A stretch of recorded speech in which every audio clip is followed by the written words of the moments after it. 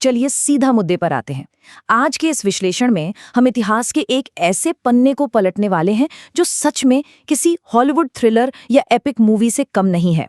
हम बात कर रहे हैं एक ऐसे महान शिक्षक और मास्टरमाइंड की जिसने सिर्फ अपने तेज दिमाग के बल पर एक पूरे साम्राज्य की नींव रख दी। तो चलिए बिना किसी देरी के इस ऐतिहासिक सफर पर चलते हैं। अब आप शायद सोच रहे होंगे कि कैसे एक अकेला अपमानित विद्वान अपनी बुद्धि से भारत जैसे विशाल उपमहाद्वीप को एकजुट कर सकता है। सामने सत्ता, सेना और अथाह पैसे से भरा एक मजबूत राजवंश था और चाणक्य के पास न कोई सेना थी, न ही कोई शाही खजाना।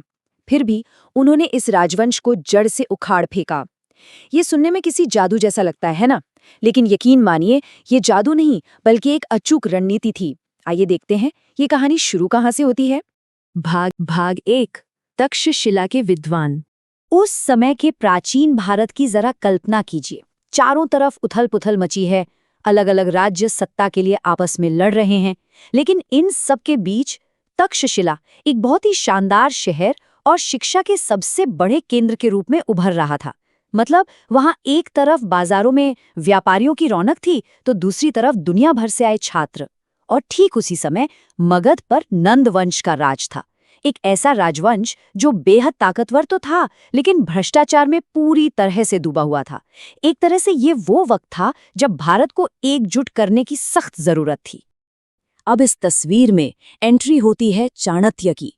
तक्षशिला की उन अंधेरी और शांत रातों में टिमटिमाते तेल के दियों के नीचे बैठे एक बेहद बुद्धिमान और अनुशासित विद्वान। तक्षशिला यूनिवर्सिटी में पुरानी पांडुलिपियों पर काम करते हुए उनका दिमाग किसी भी सेनापति से कई गुना तेज चल रहा था। दिलचस्प बात तो यह है कि उनका ज्ञान सिर्फ किसी एक विषय तक सीमित नहीं था। राजनीति हो, अर्थशास्त्र हो या फिर युद्ध कला, इन तीनों में वो उस्ताद थे। और ये कोई छोटी बात नहीं है। यही वो मल्टीडिसिप्लिनरी नॉलेज थी जो आगे चलकर उनके सबसे बड़े हथियार के रूप में काम आने वाली थी। ये हमें साफ दिखाता है कि कैसे एक शांत कमरे में बैठा इंसान अपनी गहरी सोच से आने वाले कल की दिशा तय कर सकता है। चलिए आगे बढ़ते हैं भाग 2 की तरफ, दरबार में अपमान। जरा उस पल को इमेजिन कीजिए। एक तरफ है नंद वंश की विशाल लेकिन पूरी तरह से भ्रष्ट सत्ता, और दूसरी तरफ खड़े हैं चाणक्य, एक अकेले उसूलों वाले इंसान जिन्हें सिर्फ एक सही सिस्टम और न्याय चाहिए था। जब चाणक्य मगध के दरबार में पहुंचे तो नंद राजा ने उनके ज्ञान का सम्मान करने के बजाय भरे दरबार में उनका भयंकर अपमान किया। और सच कहूं तो एक बुद्धिजीवी का ये सरेआम अपमान इतिहास का सबसे बड़ा टर्निंग पॉइंट साबित हुआ। चाणक्य वहां से चुपचाप हार मानकर नहीं लौटे। दरबार से निकलते ही उन्होंने एक ऐसी कसम खाई जिसे सुनकर रोंगटे खड़े हो जाते हैं कि वो इस भ्रष्ट शासन को मिट्टी में मिला देंगे और एक सही नेता के हाथों में भारत को एकजुट करेंगे। ये सिर्फ गुस्से में बोली गई बात नहीं थी, ये एक मास्टरमाइंड का खुला ऐलान था। और बस यहीं से शुरू होती है बदले और एकीकरण की ये महाकाव्य जैसी यात्रा। तो भाग 3, एक युवा नेता का निर्माण। अब चाणक्य को अपना मास्टर प्लान पूरा करने के लिए एक चेहरे की तलाश थी, और उनकी पारखी नजरों ने चंद्रगुप्त मौर्य में वो बात देख ली। वो रॉ टैलेंट, वो लीडरशिप और वो गजब का साहस जो शायद कोई और नहीं देख पाया। चंद्रगुप्त उनके लिए उस कच्ची मिट्टी की तरह थे जिसे ढालकर एक महान सम्राट और एक विशाल विद्रोह का चेहरा बनाया जा सकता था। इसके बाद जो हुआ वो एकदम किसी ब्लॉकबस्टर मूवी के ट्रेनिंग मोन्टाज जैसा था। सबसे पहले स्टेप में चंद्रगुप्त को कड़ा अनुशासन और दर्शन सिखाया गया।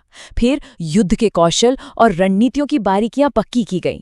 तीसरे स्टेप में बात आई कूटनीति और राजनीतिक चालों की, और फाइनली लीडरशिप और स्टेटक्राफ्ट की। एक साधारण से लड़के को भविष्य के सम्राट में बदलने की ये पूरी तरह से एक साइंटिफिक और इंटेंस प्रोसेस थी। अब आते हैं भाग 4 पर, रणनीति, युद्ध और विजय। तैयारी पूरी हो चुकी थी और अब असली गेम शुरू होने वाला था। सीधे हमले के बजाय चाणक्य ने एक जबरदस्त मास्टर प्लान बनाया। गुपचुप तरीके से प्लानिंग करना, क्षेत्रीय सहयोगियों को साथ लाना, सेनाओं को तैयार करना, और सबसे बड़ी बात, एक ऐसा खुफिया नेटवर्क बिछाना जो दुश्मन की हर रग रग से वाकिफ हो। उन्होंने अपनी कूटनीति से शक्तिशाली नंद वंश को युद्ध के मैदान में उतरने से पहले ही अंदर से पूरी तरह खोखला कर दिया। ये उनकी स्ट्रेटेजिक जीनियस होने का सबसे बड़ा सबूत है। तो नतीजा क्या हुआ? एक तरफ विशाल नंद थी, जो बाहर से भले ही अजय लग रही हो, लेकिन अंदर से करप्शन और आपसी फूट के कारण एकदम कमजोर पड़ चुकी थी। और दूसरी तरफ थी मौर्यों की नई, लेकिन हाईली स्ट्रेटेजिक और खुफिया जानकारी से लैस सहयोगी सेना।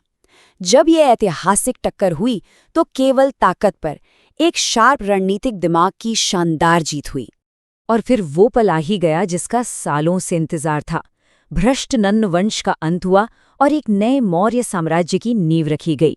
चंद्रगुप्त मौर्य एक नए सम्राट के रूप में गद्दी पर बैठे और उनके ठीक बगल में गर्व से खड़े थे चाणक्य, वो मास्टरमाइंड जिसने अपने एक सपने को हकीकत में एक विशाल साम्राज्य में बदल दिया। वो जो कसम खाई थी ना, वो अब पूरी हो चुकी थी। अब आते हैं हमारे आखिरी खंड पर, अर्थशास्त्र की विरासत। देखिए, साम्राज्य तो बन गया, लेकिन चाणक्य का काम यहीं खत्म नहीं हुआ। उन्होंने अपने सारे ज्ञान, अपनी सारी रणनीतियों को एक ग्रंथ में उतार दिया, जिसे हम अर्थशास्त्र के नाम से जानते हैं। ये सिर्फ एक किताब भर नहीं है, ये स्टेटक्राफ्ट, इकोनॉमी और मिलिट्री स्ट्रैटेजी का एक ऐसा अनमोल खजाना है जिसे भविष्य के शासकों को रास्ता दिखाने के लिए ही लिखा गया था। अर्थशास्त्र की ये कोर टीचिंग्स ही वो पक्की नींव बनी जिस पर आगे चलकर एक एकजुट और बेहद समृद्ध भारत खड़ा हुआ। इसमें लीडरशिप के शानदार सिद्धांत थे, एक सॉलिड और निष्पक्ष एडमिनिस्ट्रेशन चलाने के तरीके थे, राज्य को अमीर बनाने के उपाय थे और जबरदस्त वॉर स्ट्रैटेजीज थीं। चाणक्य ने ये पक्का कर दिया कि ये साम्राज्य सिर्फ आज के लिए नहीं, बल्कि आने वाली कई पीढ़ियों तक सफलतापूर्वक चले।